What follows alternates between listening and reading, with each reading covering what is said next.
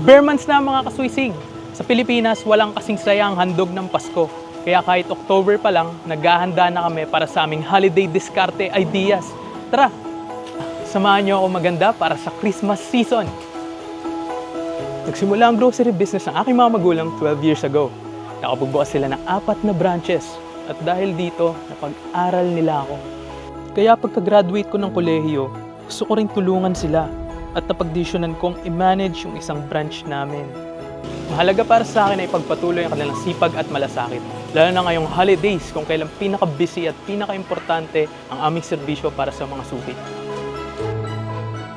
Para maging hassle-free ang holiday rush, inaalam na agad namin kung ano ang laging hinahanap ng aming mga suki. At dahil dito, ginagawa na namin sila ng DIY Christmas bundles na perfect para sa handaan. Para mas convenient at sulit sa aming mga suki.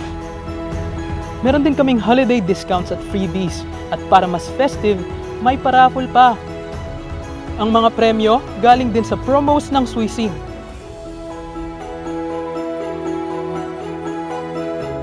Mainam na maagang paghandaan ng Pasko, kaya mag-stock up na with Swising para less stress and more time kasama ang pamilya.